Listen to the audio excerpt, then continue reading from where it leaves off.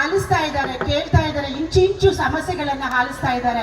So ಹಾಗಾಗಿ ಅವರು ನಮ್ಮ ಪರವಾಗಿ ಸದಾ ಇರ್ತಾರೆ ಅಂತಕ್ಕಂಥ ಒಂದು ಆಶಯವನ್ನ ಈ ಸಂದರ್ಭದಲ್ಲಿ ಹೇಳ್ತಾ, ಈ ಬಾರಿ ನನಗೆ ಕರ್ನಾಟಕದ 24ನೇ ಸಾಲಿನ ವಾಲ್ಮೀಕಿ ಪ್ರಶಸ್ತಿಯನ್ನು ಕೊಡುವುದರ ಮೂಲಕ ಇದು ನನ್ನೊಬ್ಬಳಿಗೆ ಕೊಟ್ಟಂತ ಪ್ರಶಸ್ತಿ ಅಲ್ಲ, ನಮ್ಮ ಆದಿವಾಸಿಗಳಿಗೆಲ್ಲರಿಗೂ ಕೊಟ್ಟಂತ ಪ್ರಶಸ್ತಿ.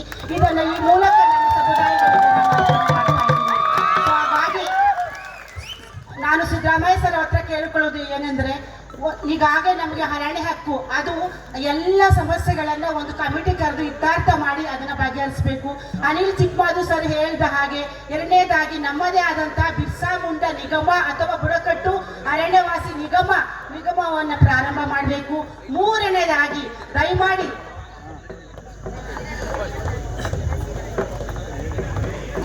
ಗಮನಕ್ಕೆ ಬರಬೇಕಿದು ಸರ್, ದಯಮಾಡಿ ಮೂರನೇದಾಗಿ ಒಂದು ಆದಿವಾಸಿ ಅಥವಾ ಬಿರ್ಸಾ ಮುಂಡಾ ಒಂದು ನಿಗಮ ಆಗಬೇಕು.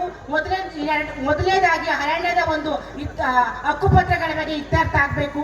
ಮೂರನೇದಾಗಿ ನಾನು ಕಳಕಳಿಯಿಂದ ಸ್ವಾಮಿ ಎಲ್ಲರ ಪರವಾಗಿ ಕೇಳ್ಕೊಳ್ಳೋದೇನೆಂದ್ರೆ, ನಮ್ಮ ಕರ್ನಾಟಕ ರಾಜ್ಯದಲ್ಲಿ 11 ಜಿಲ್ಲೆಗಳಲ್ಲಿ ಬುಡಕಟ್ಟುಗಳು ಫಾರೆಸ್ಟ್ ಬೇಸ್ಡ್ ಟ್ರೈಬಲ್ ವಾಸ ಮಾಡ್ತಾ ಇದ್ದಾರೆ. ಮೊದಲ ತಲೆಮಾರಿನಿಂದ ಒಂದಷ್ಟು ಜನ PhD ಮಾಡಿದವರು ನಾವು ಬೆರಳೆಣಿಕೆಯಲ್ಲಿ ಲೆಕ್ಕ ಹಾಕ್ಬೋದು, ಒಂದು 10 ರಿಂದ 11 ಜನ PhD ಮಾಡಿದವರು ಇದ್ದಾರೆ. ಪದವಿ ಮಾಡಿದವರು ಇಡೀ ಕರ್ನಾಟಕದಲ್ಲಿ ಒಂದು 10 ರಿಂದ 15 ಜನ ಸಿಗ್ತಾ ಇದ್ದಾರೆ. ಶಿಕ್ಷಣ ಬಹಳ ಮುಖ್ಯ. ಬಾಬಾ ಸಾಹೇಬ್ ಅಂಬೇಡ್ಕರ್ ಹೇಳಿದ್ರು, ಎಲ್ಲರಿಗೂ ಸಮಪಾಲು, ಎಲ್ಲರಿಗೂ ಸಮಪಾಲು ಒಂದು ತತ್ವದ ಹಾದಿಯಲ್ಲಿ ಬಸವಣ್ಣ, ಬುದ್ಧ, ಅಂಬೇಡ್ಕರ್ ಅವರ ಒಂದು ಹಾದಿಯಾಗಿ ಅದೇ ಸಾಲಿನಲ್ಲಿ ನಾವು ಪೂಜೆ ಮಾಡ್ತಕ್ಕಂಥ ವ್ಯಕ್ತಿ ಯಾರ್ಯಾರು ಇದ್ದಾರೆ ಅಂದ್ರೆ ಅದು ನಮ್ಮ ಸಿದ್ದರಾಮಯ್ಯ ಸರ್ ಅವರು. ಹಾಗಾಗಿ ಮೂರನೇದಾಗಿ ನಮಗೆ ಬೇಕಾಗಿರೋದು ಒಳ ಮೀಸಲಾತಿ. ಸ್ವಾಮಿ, ಈಗಾಗಲೇ ನೀವು ಪರಿಶಿಷ್ಟ ಜಾತಿಗೆ ಒಳ ಮೀಸಲಾತಿನ ಸೇರಿಸಲಿಕ್ಕೆ ಒಂದು ಆಯೋಗ ಮಾಡಿ ಆಲ್ರೆಡಿ ಸ್ಟಡಿ ಮಾಡಲಿಕ್ಕೆ ಕೊಟ್ಟಿದ್ದೀರಾ. ಮೊದಲನೇ ತಲೆಮಾರು, ನನ್ನನ್ನೇ ಎಕ್ಸಾಂಪಲ್ ತಗೊಳ್ಳಿ, ಇಡೀ ಕರ್ನಾಟಕ ರಾಜ್ಯದಲ್ಲಿ ಮೊದಲ PhD ಪಡೆದಂತಹ ಮಹಿಳೆ ಸೋಲಿಗ ಸಮುದಾಯದ ಮಹಿಳೆ. ಬಂಡೀಪುರ ನನ್ನ ಹುಟ್ಟೂರು, ನನ್ನ ಪ್ರದೇಶ.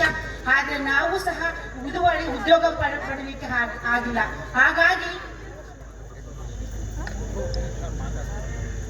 ಹಾಗಾಗಿ ನಾನು ಈಗೇನು ಪರಿಶಿಷ್ಟ ಜಾತಿಗೆ ನೀವು ಒಳ ಮೀಸಲಾತಿಯನ್ನು ಕೆನೆ ಪದರವನ್ನು ಆಯ್ಕೆ ಮಾಡಿ ಕೊಡ್ಬೇಕು ಅಂತ ಆಯ್ಕೆ ಸಮಿತಿಯನ್ನ ಮಾಡಿ ಕೊಟ್ಟಿದ್ದೀರಾ.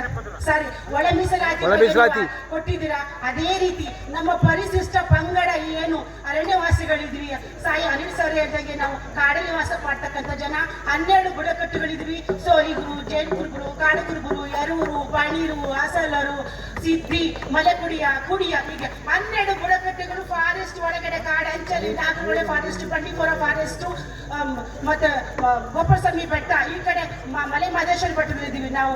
ಅಂತವರಿಗೆ ಒಳ ಮೀಸಲಾತಿಯ ಬಗ್ಗೆ ನೀವು ಪಟ್ಟಿಯಲ್ಲಿ ಸೇರಿಸಿ ನಮಗೂ ಸಹ ಆಯೋಗ ಮಾಡಿ ಕೊಡಬೇಕು ಸ್ವಾಮಿ.